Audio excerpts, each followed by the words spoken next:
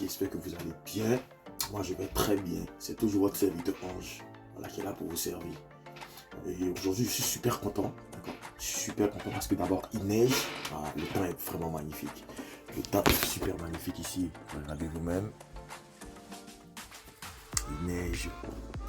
Et la deuxième chose, je me suis naté. Regardez mes nattes. Alors les gars, nous nous retrouvons aujourd'hui pour parler d'admission. Faut pas qu'on se blague, les gars. Il y a admission et puis admission. En tout cas, quand tu ne prends pas la bonne admission, tu vas lire l'heure. Donc si tu ne veux pas lire l'heure, tu ne veux pas lire l'heure. Je dis ça en même temps, si tu ne veux pas lire l'heure, regarde la vidéo jusqu'au bout. Alors les gars, comme je vous disais tout à l'heure, on va parler aujourd'hui d'admission. Alors qu'est-ce qu'une admission? Une admission, c'est une demande que vous faites à un établissement scolaire. Le but d'acquérir des cours et avoir un diplôme par la suite. Voilà, c'est juste une explication assez simple de l'admission. Qu'est-ce que c'est que l'admission? Alors ici au Québec, vous avez trois genres d'établissements. Voilà, trois genres d'établissements scolaires.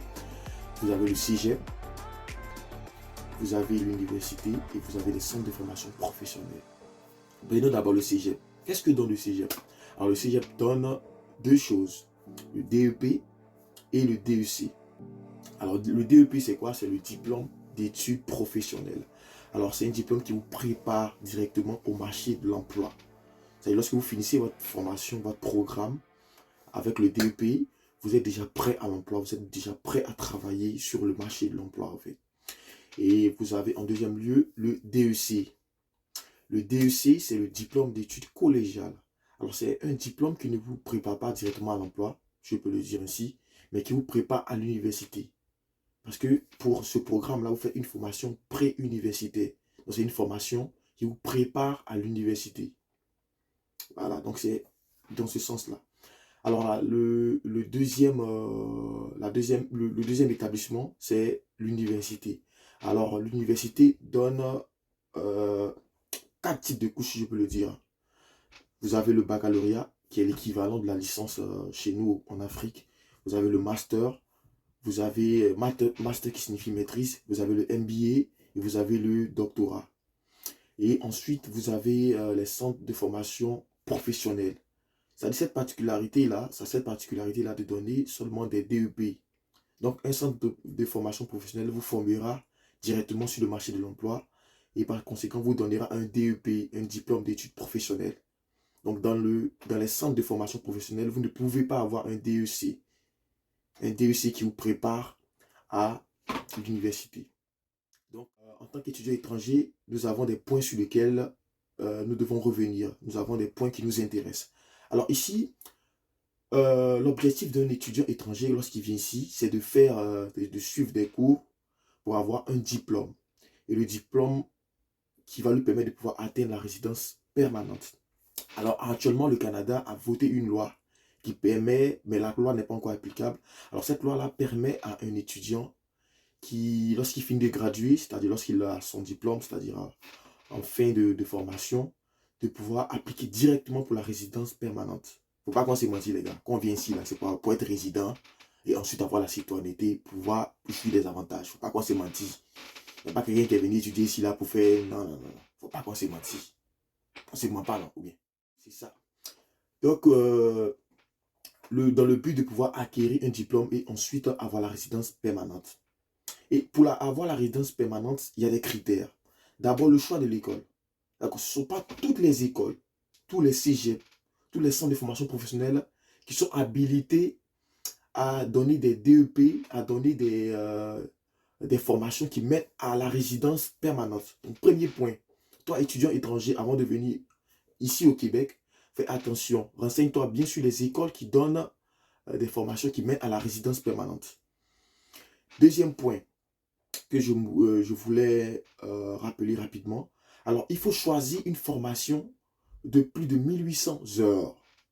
Plus de 1800 heures. Je répète, plus de 1800 heures. Tu as compris? Plus de 1800 heures. Alors, si tu fais une formation qui fait moins de 1800 heures, tu ne seras pas éligible à la résidence. D'accord? Il ne faut pas qu'on se mentisse. Tu ne seras pas éligible à la résidence. Donc, ce point-là, il faut faire vraiment attention à la formation que tu choisis, à l'école que tu choisis. Donc, c'est vraiment ça. Il faut faire vraiment attention. Alors, le deuxième point que je voulais aborder, c'est comment faire l'admission, surtout pour les cégep. Alors, pour un cégep, pour pouvoir faire l'admission, il faut se rendre sur le site de... Il faut se rendre sur un site, voilà, et le site, c'est Service régional d'admission au collège. Service régional d'admission au collège. On appelle ça SRACQ. Voilà, alors, si tu veux faire une formation dans un cégep, pour demander l'admission, c'est bien simple. Tu pars sur le site de l'école, du cégep en question. Tu choisis ton programme, tu regardes les formations en question. Et lorsque tu finis de regarder, tu as pris les informations nécessaires pour choisir ton admission. Tu vas sur ce site-là, SRACQ. Et c'est sur ce site-là seulement que tu pourras demander une admission si tu veux étudier dans un cégep. Alors, tu pars sur le site en question, tu crées ton compte, tu choisis ton programme et tu suis les différentes lignes à suivre pour pouvoir demander l'admission. Et la troisième chose pour l'université, pour pouvoir demander une admission dans une université, ça se fait directement sur le site de l'université en question. Donc, on ne passe pas par d'autres voies et moyens. Tu pars directement sur le site de l'université, tu choisis ton programme et l'université a des sessions qui te permettront de pouvoir faire des demandes et de pouvoir faire des demandes, de pouvoir voir les programmes en question, comme pour le cégep, et ensuite demander l'admission.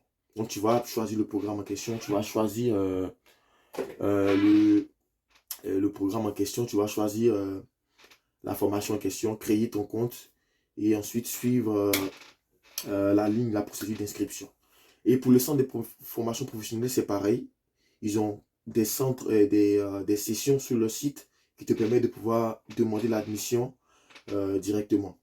Alors, une chose que j'avais manqué, c'est concernant le cégep. Pour le cégep, ce que tu dois... Comme je disais, pour le cégep, il faut vraiment faire vraiment attention au fait concernant le choix de l'admission, c'est-à-dire le DEP ou le DEC. Donc, quand tu pars sur le site, fais vraiment attention. Si tu veux un DEP, regarde bien l'information. Parce que quand tu accèdes au site, vous avez un déroulement et vous avez d'une part les formations qui conduisent à un DEP et vous avez d'une autre part les formations qui conduisent à un DEC. Donc, il faut que tu fasses vraiment attention pour pas que tu choisisses un programme et après que tu sois surpris au fait. Donc, fais vraiment attention. DEP, diplôme d'études professionnelles qui te prépare directement sur le marché du travail. DEC, diplôme d'études collégiales. Voilà. Donc ça, pour ça, je pense que c'est clair. Et le troisième point, c'est le prix de la scolarité. Les gars, on va pas se mentir. On va pas se mentir. Ici, la scolarité, c'est vraiment élevé. La scolarité, c'est vraiment waouh. Quand tu prends le cas pour le cégep, euh, le prix de la scolarité varie entre 13 000 et 21 000 dollars par année. Et pour l'université, ça va jusqu'à 24 000 dollars. Donc, le petit conseil que moi je donne aux étudiants qui souhaitent immigrer, c'est vraiment de se préparer financièrement. C'est vraiment pas se mentir, on ne vient pas tous d'une famille riche, super riche, mais il faut avoir au moins le minimum d'une session. Parce que si on prend par exemple euh, la scolarité de 21 000 dollars pour une année au cégep, quand tu divises en deux, ça te fait 10 000 dollars par session. 10 000 dollars la première session, 10 000 dollars la deuxième session, ça varie autour de 10 000 dollars et ça te fait un total de 21 000 dollars. Les gars, 10 000 dollars. Si tu penses que venir ici et puis travailler comme un fou pour pouvoir payer 10 000 dollars par session, les gars, c'est chaud. C'est chaud. Il y en a qui arrivent, mais c'est chaud parce que combiner l'école, les études et le travail, c'est vraiment compliqué. Il y en a qui arrivent, comme on peut le dire, rien n'est possible, mais les gars, c'est vraiment compliqué. Donc, le petit conseil que moi je donne à mes amis, à mes frères de l'Afrique qui veulent venir ici étudier, c'est vraiment préparez-vous. Ayez au moins un minimum peut-être d'une session. Un minimum d'une session. Même si vous n'avez pas, au moins que vous avez au moins la moitié d'une session, on peut espérer. Ce sera vraiment aussi compliqué, mais il y a aussi une chance. Alors, les gars, nous sommes à la fin de cette vidéo. J'espère que cette vidéo vous a informé sur assez de choses et sur les procédures d'admission, de demande d'admission sur toutes les plateformes que vous allez utiliser pour pouvoir faire votre admission. Et je répondrai à tout genre de questions en commentaire. Donc n'oubliez pas, si vous avez des questions à poser, si vous avez des incompréhensions, juste m'écrire en commentaire juste en bas et je me ferai un plaisir de vous répondre. Donc n'oublie pas de t'abonner et de liker cette vidéo, de partager surtout pour que plus de monde puisse savoir. Comme je le dis tous les jours, je dis effectivement, le Canada n'est pas facile. Canada, là, c'est pas facile. Canada, c'est pas facile. Mais Babi, là, c'est pas mieux. Canada est dur, mais Babi n'est pas mieux. Donc, je vous donne rendez-vous très prochainement pour une vidéo. Et portez-vous bien. Bonne journée à vous.